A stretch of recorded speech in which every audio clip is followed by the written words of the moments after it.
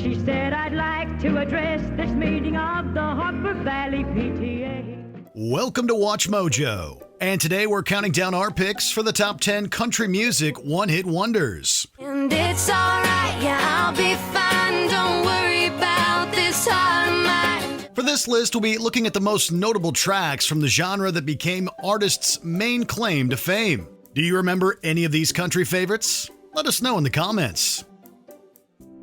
Number 10, Butterfly Kisses, Bob Carlyle. A song penned by Randy Thomas and Bob Carlyle for the latter's then-teen girl, Butterfly Kisses evokes all the feelings that encompass the special bond between a parent and child. She talks to Jesus, and I close my eyes.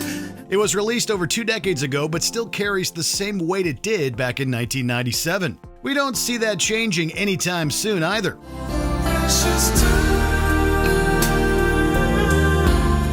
The poignant masterpiece, which earned Carlyle a Grammy win for Best Country Song and a name in the music industry, has gone on to be covered by numerous notable artists. Ultimately, none of Carlyle's later works would garner the same acclaim as his bittersweet 1997 hit. And butterfly kisses.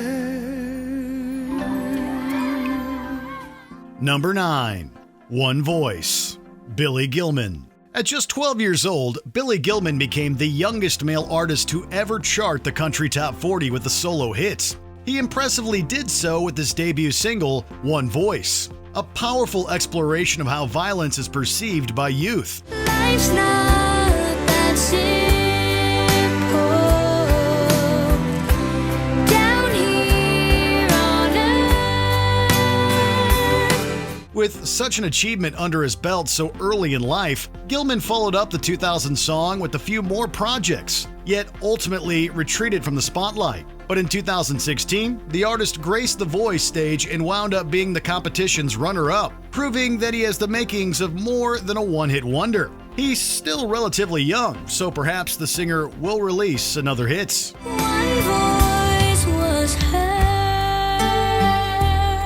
Number 8, Rose Garden, Lynn Anderson. Pop country artist Lynn Anderson was eager to record her cover of Rose Garden, a song penned and produced by Joe South. Her desire was initially met with objection, as her husband/producer argued that the single wasn't a girl's song.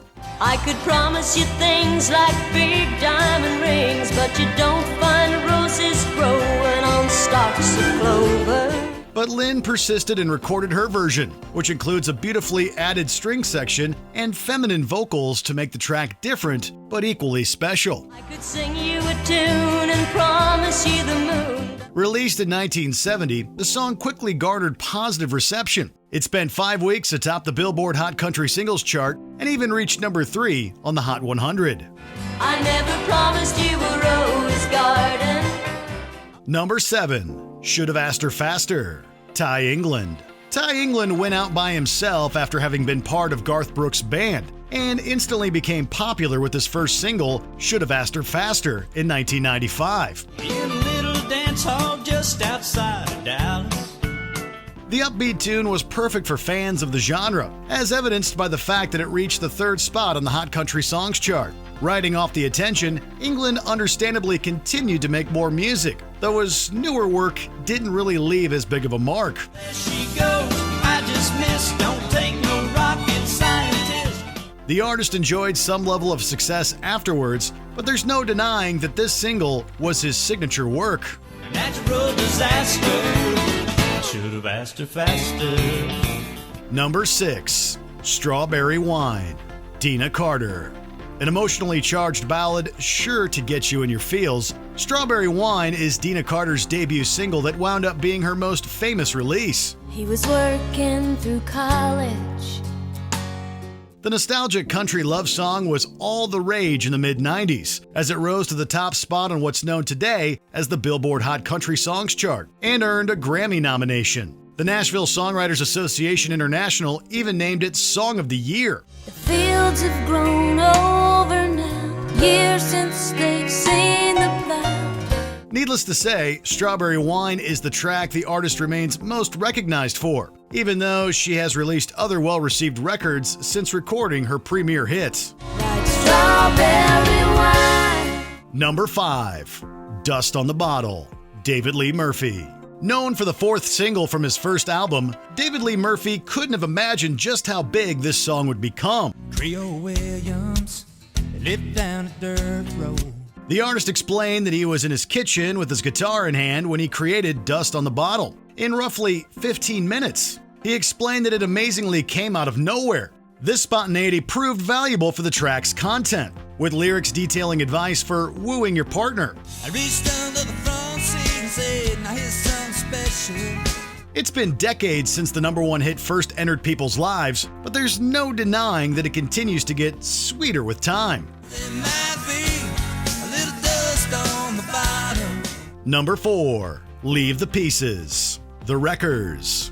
Talented artists and friends Michelle Branch and Jessica Harp were the musical pair we didn't know we needed back in the mid-2000s. You're not sure that you love me, but you're not sure enough to let me go. The two teamed up to form the country duo known as The Wreckers and put out a killer first studio album.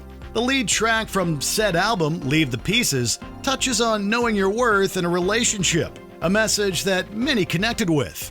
And it's alright, I'll be fine, don't worry about this heart of mine. The song notably peaked at number 1 on the Billboard Hot Country Songs chart, something no female duo had achieved since 1953. Lightning didn't strike twice, however, and the pair disbanded not long after the album's release.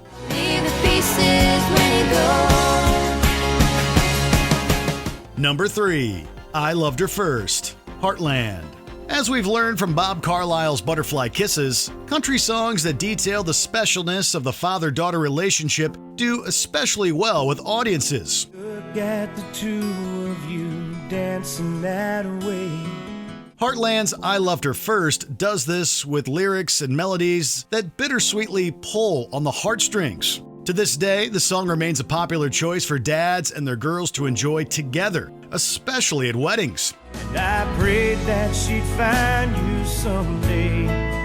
The ballad serves as Heartland's sole country chart topper, and it set the bar extremely high for the musical group of 6. Their subsequent singles weren't able to perform at the same level, and member departures followed. I loved her first. Number 2. Feed Jake, Pirates of the Mississippi. If there's one thing that seems to do just as well as love among country fans, it's songs about man's best friend. I'm standing at the crossroads in life, and I don't know where to go. Pirates of the Mississippi's Feed Jake, a story about the bond shared between owner and dog, is the quintessential example. Right up there with country classics sure to induce waterworks, this 3rd single from the musical group's self-titled album is a ballad that will never go out of style. My best friend, right through it all. Accompanied by guitar, synthesized strings, and versatile lyrics, it holds socio-political messaging that makes it much more than a story about animals. Unfortunately, Pirates of the Mississippi disbanded more than once, and Feed Jake would remain their best performing release. If I die before I wake, feed Jake. Before we continue, be sure to subscribe to our channel and ring the bell to get notified about our latest videos. You have the option to be notified for occasional videos or all of them. If you're on your phone, make sure you go into your settings and switch on notifications. Number 1. Harper Valley P.T.A. Jeannie C. Riley. Like many others, Jeannie C. Riley's debut single is also her most beloved. I wanna tell you all a story about a Harper Valley widowed wife. With 1968's Harper Valley P.T.A., Riley delivered an instant international hit that widely touched listeners, solidifying her status among the more popular country artists. The track not only topped the charts, but it also won a Grammy and led to a film and TV series. Well, it happened that P.T.A. was gonna meet that very afternoon. A song about a widowed mother standing up for her daughter, the storytelling is equally badass and ahead of its time. The day my mama socked it to the Harper Valley P.T.A. Considering Harper Valley P.T.A.'s massive popularity, it's no surprise that Riley couldn't replicate its magic with her sequel. Did you enjoy this video? Check out these other clips from Watch Mojo, and be sure to subscribe and ring the bell to be notified about our latest videos.